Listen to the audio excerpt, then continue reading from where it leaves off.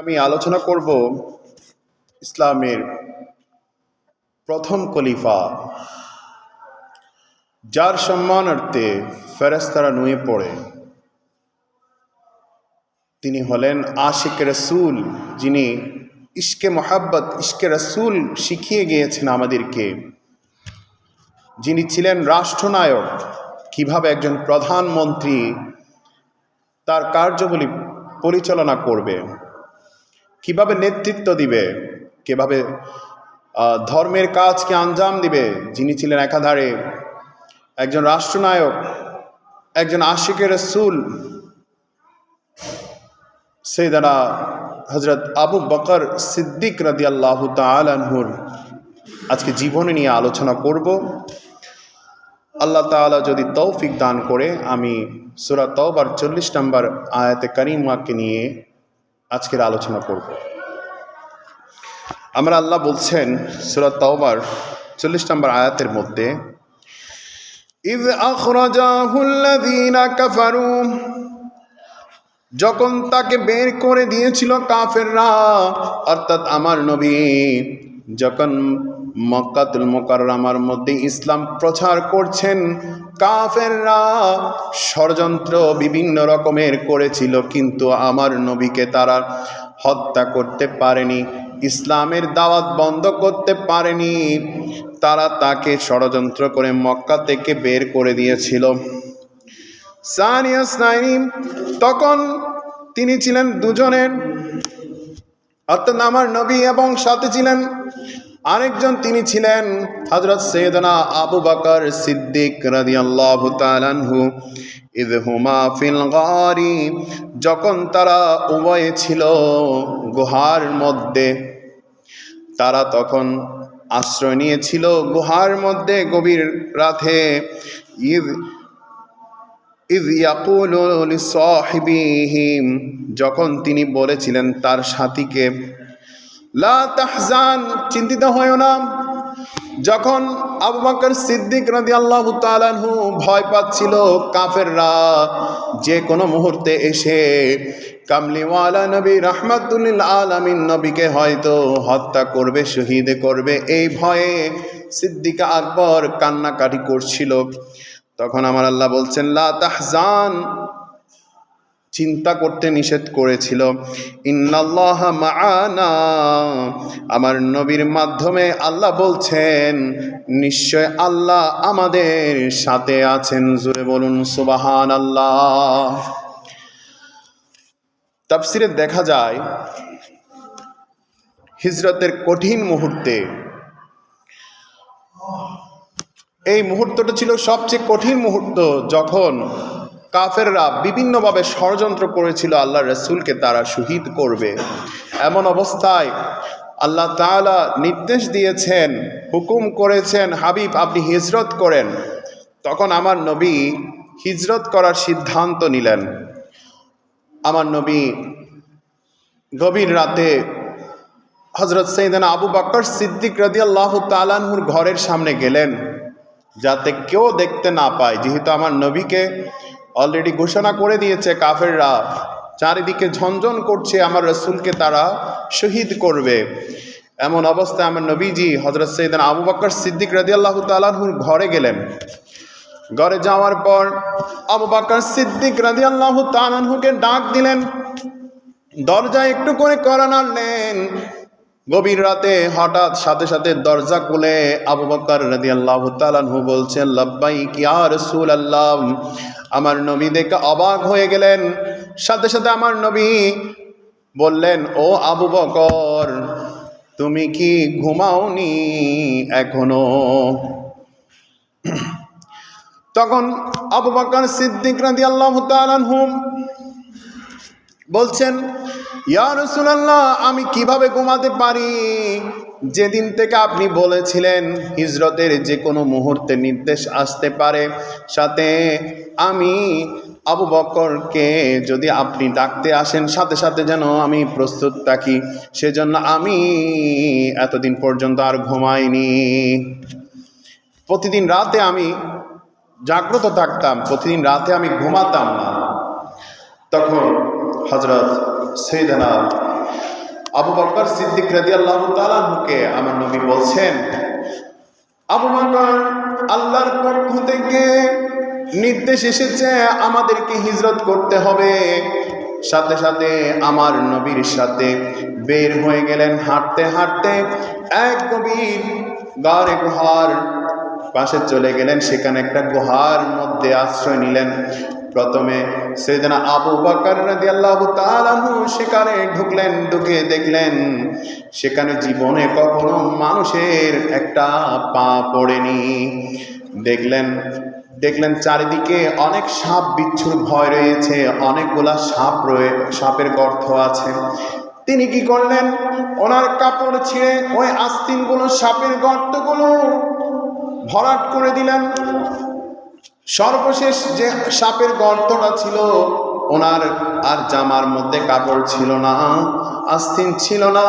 তাই কি করলেন, উনি ওনার আঙ্গুল দিয়ে, পায়ের বৃদ্ধা আঙ্গুল দিয়ে সে গর্তটাকেও ভরাট করে রেখেছেন। এরপর আমার নবীজি আসলেন গুহার ভিতর। আমার দয়াল নবী সাইয়েদনা আবু বকর সিদ্দিক রাদিয়াল্লাহু তাআলা আনহুর কাঁধে কোলের মধ্যে মাথা রেখে বিশ্রাম করছিলেন, ঘুমাচ্ছিলেন। এমন মুহূর্তে ওই যে পা দিয়ে, বৃদ্ধাঙ্গুল দিয়ে যে গর্তটাকে তিনি ভরাট করে রেখেছেন, সে গর্তের ভিতর যে সাপটা ছিল সেটা আমার সাইয়েদনা আবু বকর সিদ্দিক রাদিয়াল্লাহু তাআলা আনহুর পায়ের মধ্যে দংশন করতে শুরু করলো। ওই সাপের বিষে আমার সাইয়েদনা আবু বকর সিদ্দিক রাদিয়াল্লাহু তাআলা আনহু বিষের এমন আঘাত করছে ওনাকে, ওনার শরীরের রং পর্যন্ত কালো হয়ে গেল। আমার নবী ঘুমাচ্ছিলেন এবং কান্না করছিলেন। যে কোনো মুহূর্তে ওই কাফের বাহিনী আমার নবীকে হয়তো শহীদ করতে আসতে পারে। এমন অবস্থায় উনি চোখের পানি পড়তেছিল। চোখের পানি পড়তে পড়তে একটা আমার নবীর শরীর মোবারকে পড়ার সাথে সাথে আমার নবীর ঘুম ভেঙে গেল। বলছে, আবু বকর, তুমি কান্না কেন করছো? তখন আমার নবীজি বলছেন, আমার নবীজিকে ওই আবু বকর সিদ্দিক রাদিয়াল্লাহু তাআলা আনহু বলছেন, ইয়া রাসূলুল্লাহ, আমি ভয়ে কান্না করছি যে কোনো মুহূর্তে আপনাকে হয়তো কাফের বাহিনীরা আমাকে আর আপনাকে শহীদ করতে পারে। চারিদিকে ঘোরাঘুরি করছি ইয়া রাসূলুল্লাহ। তখন আমার নবীজি বলছেন, আবু বকর, ভয় পেও না, আমাদের সাথে আমার আল্লাহ আছেন, আমরা ভয় পাবো না, কারণ আমাদের সাথে আমার আল্লাহ আছেন, আমাদেরকে কাফের বাহিনীরা শহীদ করতে পারবে না। জোরে বলুন না সুবহানাল্লাহ। এই কঠিন মুহূর্তে সাইয়েদনা আবু বকর সিদ্দিক রাদিয়াল্লাহু তাআলা আনহু আমার নবীর পাশে ছিলেন। হযরত আবু বকর সিদ্দিক রাদিয়াল্লাহু তাআলা আনহুর মূল নাম ছিল আব্দুল্লাহ, আর ওনার উপনাম ছিল আবু বকর। ওনাকে উপাধি দেওয়া হয়েছিল আতিক এবং সিদ্দিক। ওনার আব্বাজানের নাম ছিল আবু কুহাফা, মা ছিলেন সালমা। তিনি জাহেলি যুগে কোনোদিন মদ পান করেন নাই, মূর্তি পূজাও করেন নাই। ইমাম আলা হযরত আহলে সুন্নাত ওয়াল জামাতের একটি কিতাব আছে, তানজিহুল মাকানাতুল হায়দারিয়া। ওই কিতাবের 13 নম্বর পৃষ্ঠাতে উল্লেখ করছেন, তার বাবা তাকে হযরত আবু বকর সিদ্দিক রাদিয়াল্লাহু তাআলা আনহুকে একদিন একটা ঘরের ভিতর ঢুকিয়ে দিলেন, প্রবেশ করিয়ে দিলেন। ঘরটার ভিতর ছিল সবগুলো মূর্তি। হাদিহি ইলাহাতুকা সুম্মুলা ফাসজুদ লাহা। তখন তিনি বলছেন, এটা অনেক বড় খোদা, তাকে তুমি সেজদা করো। বাবা এই কথা বলার পর চলে গেলেন বাহিরে। তখন আবু বকর সিদ্দিক রাদিয়াল্লাহু তাআলা আনহু ওই মূর্তিকে বলেছিলেন, ইন্নী জাইউন ফাতইমুনি, আমি ও মূর্তি, আমি বড় ক্ষুধার্ত, আমাকে খাবার দাও, আমার অনেক খিদা পেয়েছে। ওই মূর্তি তো কিছু বলতে পারছে না, পাথরের একটা মূর্তি চুপ করে আছে। তখন আবারও আবু বকর সিদ্দিক রাদিয়াল্লাহু তাআলা আনহু ওই মূর্তিকে বলছেন, ইন্নী আরিন ফাকসিনি, ও মূর্তি আমি বস্ত্রহীন, আমার শরীরে পোশাক নাই, আমাকে পোশাক দাও। যেহেতু উনি খাবারও চাইলেন, খাবার দিতে পারেন নাই, এক নাম্বার রাগ উঠল। দ্বিতীয় নাম্বার রাগ উঠে গেল, যেহেতু উনি কাপড় চেয়েছেন, কাপড়ও দিতে পারেন নাই। তখন তিনি একটা বড় পাথর নিয়ে মারলেন, ওই মূর্তির গায়ে একটা পাথর ছুঁড়ে মারলেন। কুনতু ইলাহান ফামনা নাফসাকা, যদি তুমি খোদা হও তাহলে আমি যে পাথরটা মারছি সে পাথর থেকে তোমাকে তুমি রক্ষা করো। এই কথা বলার পরও দেখছেন মূর্তি নীরব। তখন তিনি সিদ্দিকী শক্তি দিয়ে যখন মূর্তিকে মারলেন, ওই পাথরটা মূর্তিটার সাথে সাথে ভেঙে চুরমার হয়ে গেল। বাবা বললেন, ও আমার ছেলে, তুমি এটা কি করেছ? তুমি মূর্তিটাকে ভেঙে কেন ফেলেছ? সাথে সাথে আবু বকর সিদ্দিক রাদিয়াল্লাহু তাআলা আনহুর আব্বা জান ওনাকে সাথে নিয়ে ওনার মায়ের কাছে গেলেন। বললেন, তোমার ছেলে আজকে এমন এক জঘন্য কাজ করেছে, আমাদের বড় খোদাকে পাথর দিয়ে মেরে ধ্বংস করে ফেলেছে। তখন আবু বকর সিদ্দিক রাদিয়াল্লাহু তাআলা আনহুর আম্মা জান বলছেন, আমার ছেলে যা করেছে ভালোই করেছে।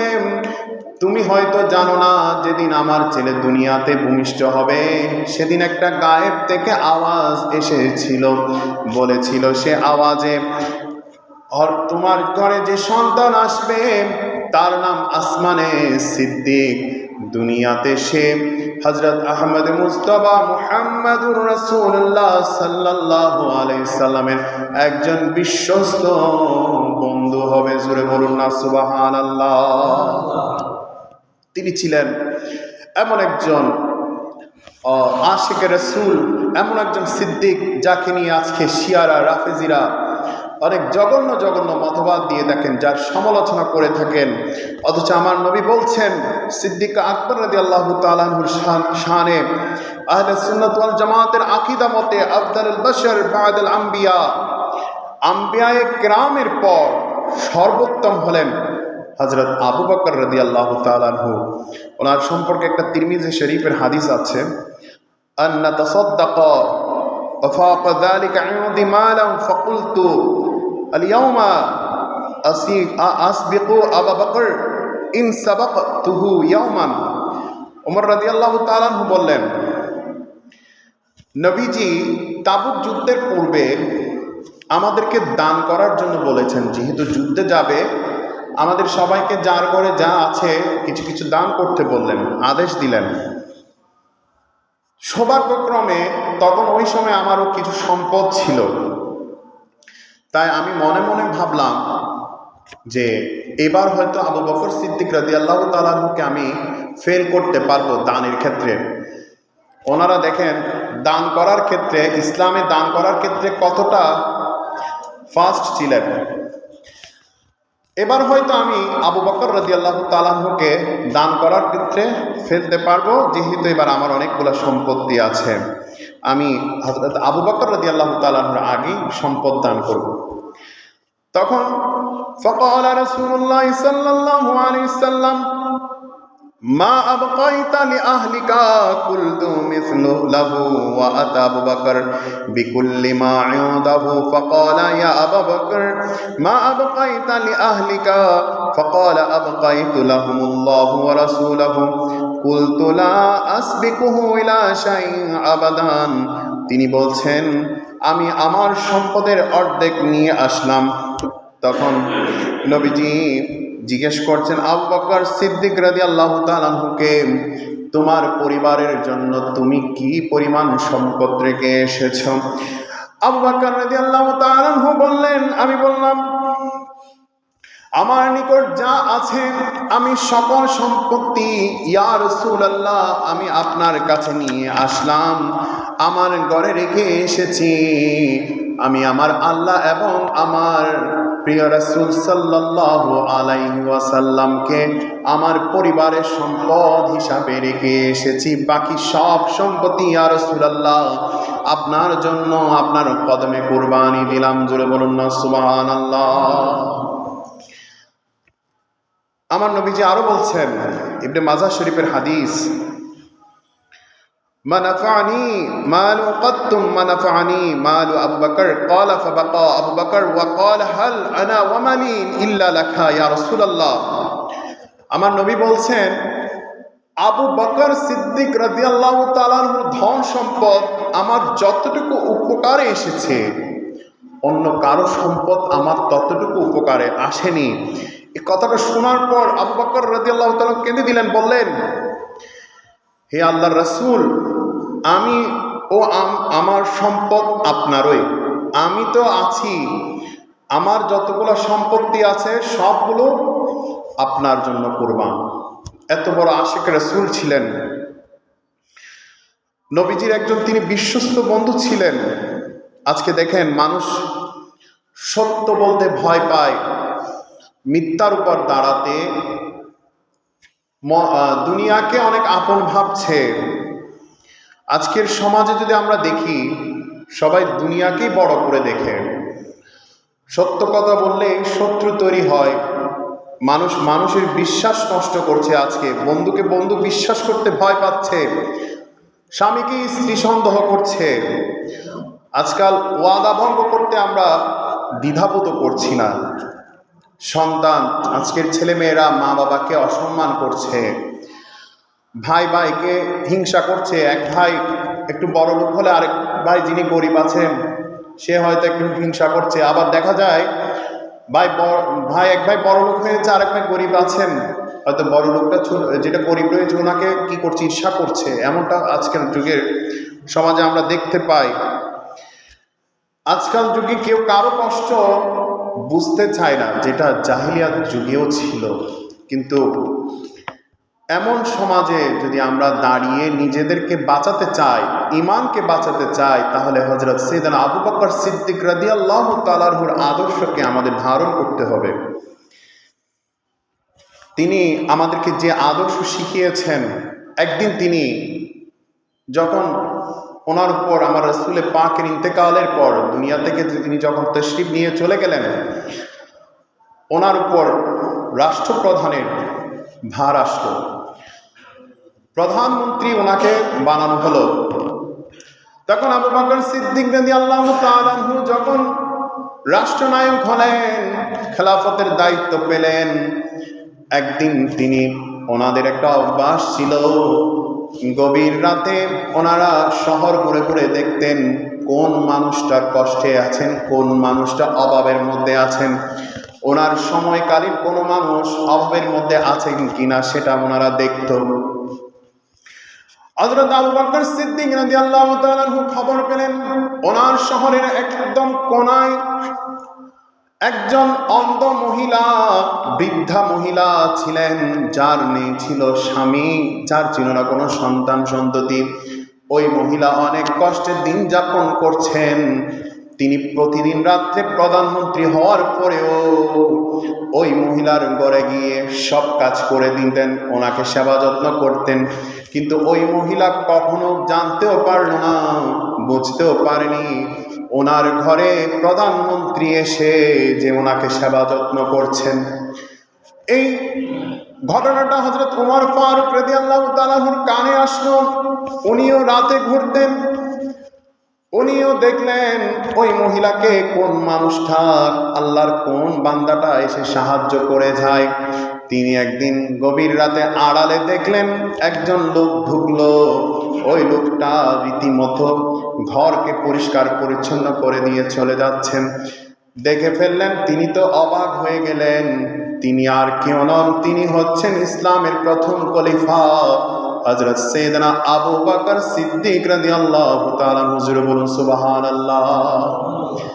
ওই ওমর ফারুক রাদিয়াল্লাহু তাআলা ওই বৃদ্ধা মহিলার ঘরে গেলেন, বললেন, ও বুড়িমা, আপনি কি জানেন আপনার ঘরে প্রতিদিন যে মানুষটা এসে সাহায্য করে যায়, আপনাকে সেবা যত্ন করে যায়, আপনাকে খাবার দিয়ে যায়, উনি কে? বলছেন, বাবা আমি তো ওনাকে চোখ যেহেতু নাই আমি কখনো দেখি নাই, আর উনিও আমার সাথে কখনো কথা বলে নাই, ওনাকে আমি ওনার নাম সহ জানি না। বলছেন, ওই বুড়িমা, যে ব্যক্তিটা আপনার ঘরে এসে কাজ করে যায় উনি আর কেউ নয়, উনি এই মদিনা রাষ্ট্রের স্বয়ং প্রধানমন্ত্রী, এসে আপনার ঘরের খেদমত আপনাকে আঞ্জাম দিয়ে যাচ্ছেন। জোরে বলুন সুবহানাল্লাহ। এমন প্রধানমন্ত্রী ছিলেন। আজকের যুগে আমরা ক্ষমতা পেলে সেটা নিজের সুবিধা মতো ব্যবহার করি, জনগণের জন্য ব্যবহার করি না। কিন্তু ইসলামের এত বড় গুরু দায়িত্ব থাকার পরেও, প্রধানমন্ত্রী হওয়ার পরেও তিনি মানুষের ঘরে গিয়ে ওনার জনগণ, ওনার যে দায়িত্ব জনগণের সেবা দেওয়া, সেটা তিনি কখনো ভুলেন নাই। নিজে গিয়ে পরিশ্রম করে ওই মানুষের খেদমত করত। মানুষের দুর্দশা, মানুষ কোনো কষ্টে আছে কিনা ওনার এলাকায় সেটা খুঁজে বেড়াতো। আজকের যুগে আমরা এমন একজন নেতাই চাই, এমন একজন সেবক চাই যে মানুষটা দেখবে ওনার এলাকায়, ওনার দেশে কোন মানুষটা দুর্দশার মধ্যে আছে। কিন্তু দুর্ভাগ্য হলো আমরা নেতা হলেও আমাদের বিনয়ী নয় আমরা, তাই আমরা নেতা হলেও অবশ্যই আরো বেশি বিনয়ী হব। শুধু নেতা মানে তিনি সেবক নয়, তিনি শাসক নয়, তিনি সেবক। তিনি মানুষের সেবা করার যে চিন্তাধারা, এটা যদি ওনার মধ্যে না থাকে সেন্টিমেন্টাল, তাহলে তিনি পরিপূর্ণ এক আল্লাহর কাছে ধরা থাকবে। ওনার রাজ্যের যদি কোনো মানুষ, এলাকার মানুষ যদি কষ্টে থাকে, আল্লাহ তাআলা আমাদের সকলকে বোঝার তৌফিক দান করুক। আল্লাহ এমন নেতা যেন আমাদের সমাজে, আমাদের দেশে যেন আল্লাহ বানায়, আল্লাহ উপযুক্ত নেতাকে যেন নির্বাচন করে দেয় আমাদের জন্য। আমরা দোয়া করছি। হযরত সাইয়েদনা আবু বকর সিদ্দিক রাদিয়াল্লাহু তাআলা আনহু একদিন বাজারে যাচ্ছেন। উনি প্রধানমন্ত্রী হওয়ার পরের দিনের ঘটনা। ওনার হাতে ছিল কিছু দুধ। তো বাজারে গিয়ে দুধ বিক্রি করতে যাচ্ছে, তখন সবাই জিজ্ঞেস করছে, সাহাবীরা, আপনি তো খলিফাতুর রাসূল, আপনি প্রধানমন্ত্রী, আপনি কেন ব্যবসা করতে যাবেন? বলছে, দেখো আমি তো প্রধানমন্ত্রী তোমাদের জন্য, দেশের সেবা করার জন্য, কিন্তু আমার ঘরের তো সেবা করতে হবে। আমি যদি রাষ্ট্রীয় কোষাগার থেকে অর্থ নিয়ে আমার ঘর চালাই, তাহলে সেটা আমার ব্যক্তিগত স্বার্থে ব্যবহার হবে, সেটা রাষ্ট্রের জন্য নয়। তখন সবাই সিদ্ধান্ত নিলেন, পরামর্শ নিলেন, বাইতুল মাল থেকে একটা অর্থ আমাদের প্রধানমন্ত্রীকে বেতন ভাতা হিসাবে দিবে। তখন সিদ্ধান্তক্রমে ওনাকে একটা বেতন ভাতা দিলেন। সে বেতন ভাতা দিয়ে তিনি তার সংসার পরিবারকে চালাতো। আজকের যুগে আমরা এমন নেতার বড়ই অভাব, যে যাদের আল্লাহ তাআলা বোঝার তৌফিক দান করুক। এবং বিশেষ করে আমাদের বর্তমান যারা নেতা রয়েছেন, আমি বলবো আমাদের এই খলিফাতুর রাসূলদের জীবনীগুলো আপনারা স্টাডি করুন। ওনারা কিভাবে রাষ্ট্রনায়ক হিসাবে কিভাবে দেশকে পরিচালনা করত, নিজেদের লাইফস্টাইল কেমন ছিল, মানুষের জন্য তারা কেমন সেবা করত। আমি সর্বশেষ একটা ওয়াকিয়া বলে শেষ করে দিচ্ছি, যদিও আবার সময় চলে গিয়েছে। হযরত সাইয়েদনা আবু বকর সিদ্দিক রাদিয়াল্লাহু তাআলা আনহু যখন ওফাত করবেন, তিনি ওসিয়ত করে গেলেন যে আমি ইন্তেকালের পর তোমরা আমার দেহ মুবারককে আল্লাহ রসুলের দরবারের সামনে নিয়ে যাবে। এখন এটা নিয়ে ধন্দল বেঁধে গেল। কেউ বলছে না, ওনাকে জান্নাতুল বাকিতে দাফন করব, কেউ বলছে মদিনাতে। একদিন রাতে যেহেতু ওনার ইন্তেকাল, তো রাতে দাফন করার জন্য বলা হয়েছিল ওনাকে। হযরত মা আয়েশা সিদ্দিকা রাদিয়াল্লাহু তাআলা স্বপ্নে দেখলেন যে মাহবুবকে মাহবুবের কাছে নিয়ে আসো, মাহবুবকে মাহবুবের কাছে নিয়ে যাও। তো উনি ঘুম থেকে যখন জাগ্রত হলেন, ঘুম ভেঙে গেলেন, তখন সবাই নাকি এই কথাটাই শুনলো যে মাহবুবকে মাহবুবের কাছে নিয়ে যাও। তখন ওনার দেহ মুবারককে হযরত আবু বকর সিদ্দিক রাদিয়াল্লাহু তাআলা আনহুকে আল্লাহর নবীর দরবারের সামনে নিয়ে গেলেন। বললেন, আসসালাতু ওয়াসসালামু আলাইকা ইয়া রাসূলুল্লাহ, আসসালাতু ওয়াসসালামু আলাইকা সাইয়্যিদি হাবিবাল্লাহ, আপনার বন্ধুকে আপনার সামনে আমরা নিয়ে এসেছি। তখন সেখান থেকে আওয়াজ আসলো, হাবিবকে হাবিবের কাছে নিয়ে আসো। রাউজা শরীফ থেকে পর্দা উঠে গিয়েছে। সুবহানাল্লাহ। এমন আশিক রাসূল ছিলেন। আল্লাহ তাআলা আমাদেরকে এমন আশিক রাসূল হওয়ার তৌফিক দান করুক। সবাই বলুন আমিন। ওয়া মা আলাইনা ইল্লাল বালাগ। আসসালামু আলাইকুম ওয়া রাহমাতুল্লাহ।